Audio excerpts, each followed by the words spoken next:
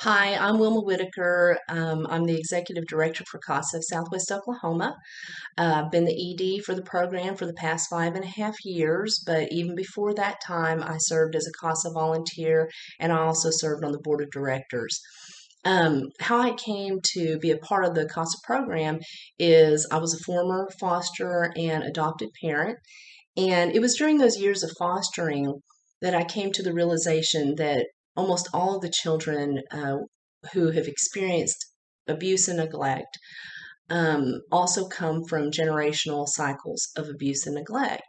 And poverty also plays a large part in creating situations that are kind of conducive to abuse and neglect happening.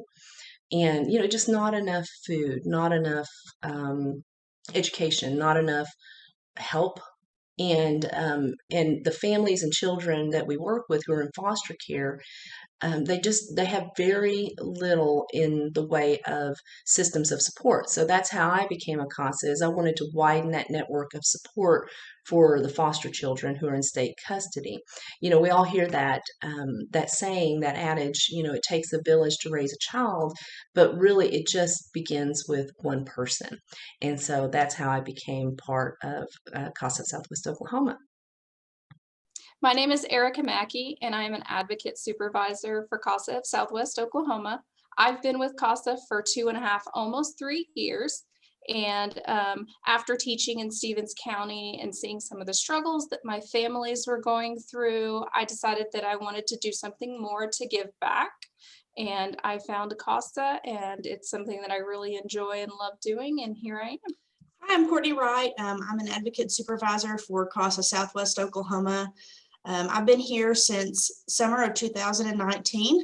I've really enjoyed having an opportunity to serve our community and make a difference and actually have a job with a purpose. It gives me great joy to make a difference in kids' lives, in our community, and our state. CASA stands for Court Appointed Special Advocates. And how CASA got its beginnings was back in 1977. There was a judge out of Seattle, Washington. His name was David Sukup. He felt like he didn't have enough information to make the decisions, the life-changing decisions that he was making for the foster youth who were coming through his court as wards of the state. So he swore in some community volunteers to go out and just get a ground level view of what's going on in the children's life, what's in their best interest. And this could be anything ranging to, do they need certain services, medical, psychological, therapeutic services? Should they be reunited with their families? Is it time to move on to termination and adoption? So these were the types of things that he was sending out these community volunteers to assess. And CASA volunteers are completely independent. So we serve very much as a guardian ad litem, and within the Oklahoma statutes, our accessibility to documents and to those who are involved in the child's life are one and the same. So this is what CASA volunteers do: is they operate as friends of the court. We go out and gather information and then bring that back to the judge, so he or she has broader access to what is going on in the child's life and can make more well-founded and sound decisions based on that information. Volunteers are the eyes and ears to judges on what is going on with foster children on a day-to-day basis. CASA volunteers are appointed by judges to advocate for the best interest of abused and neglected children in court and other settings. The primary responsibilities of CASA volunteer are to gather information, provide written reports at court hearings, appear in court, explain what's going on with the child, recommend services, monitor cases and court orders, and keep the court informed on what's going on with that child. CASA volunteers talk to foster families, birth families, placements, teachers, any kind of service providers, whether that be doctors, counselors. They talk to pretty much everybody that's involved in that child's life, and take all the information that they have found regarding that child and write it up in their court reports and make sure the judge knows what's going on. Our main thing is recruit and train volunteers, but with that, it comes coaching and supporting your volunteers as they work their cases.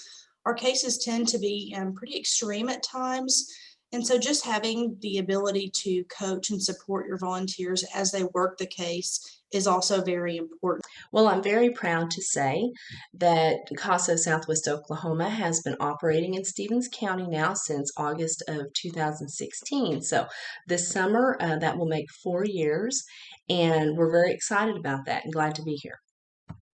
In any given month, there will be about 55 to 60 children in state's custody. Right now, we are serving 19 of those children. DHS and the judges pick us to work on the cases where they feel we would be needed. And usually those are the most extreme cases where there's a lot going on. The foster kids who have a CASA volunteer not only get to have somebody that cares about them, an extra person that cares about them through the hard time that they're going through, they also get a mentor. They also get to have somebody that speaks up for that child in court. You know, some of these children are very young, so it's not like they can go to court and speak for themselves. So our CASA volunteers, that's their main duty, is to go to court and speak up for the child's best interest. Our CASA volunteers also ensure the child is safe and thriving while they are in foster care before they are returned home or before that they are adopted. In order to become a CASA, you'll first apply. You'll go through a background check and we'll bring you in for an interview. We'll interview you. And then once we get done interviewing you, if your background check comes back clean, we'll go ahead and put you through 30 hours of training. This training ensures that you are prepared and ready to take on a case and get involved with CASA. You do not need a degree or any kind of special education to become a CASA.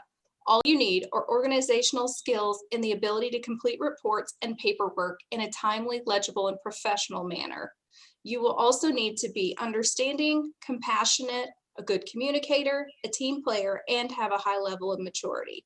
If you are detail-oriented and have the ability to see how coordinated efforts work together for one goal, you may just be a foster child's dream come true, or his ticket to a safe and permanent loving home.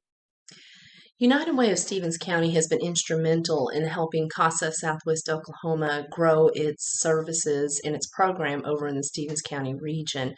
Right now, we're serving about 30% of the children in foster care in Stevens County, and hopefully within the next 2 or 3 years, we'll be upwards towards 70, 80, 90, possibly 100% of the foster children in Stevens County will have a CASA volunteer. But it does take a supervisor to recruit, screen, train, and manage those volunteers. The community volunteers who come through to become CASAs, they don't have very much knowledge, if any, of court proceedings, of deprived court, and what goes on in the child welfare system. They go through a very extensive background and screening process, so they don't have criminal histories or experience that way with court, and certainly they have clean background checks when it comes to child abuse and neglect allegations through Oklahoma DHS. So without that previous background knowledge, it takes supervisors to help lead them through the process and how to write court reports and things like that. Where grant funding becomes critical to so many nonprofits is that nonprofits have to do fundraising. That's just part of what we have to do to make ends meet. There are some expenses that just are not covered through grant funding. They're unallowable, if you will. But United Way of Stevens County, by helping us, provide funds for personnel, it frees up time for us to do what we really need to do, which is program activities. That's recruiting, that's screening, that's training, and going out and finding qualified and quality community volunteers to do this type of advocacy. That's probably the biggest benefit, is that rather than spending hours or days or weeks trying to make ends meet, the grant funding allows us to do the business at hand, which is go out and find more volunteers, quality volunteers, to serve the foster children in Stevens County.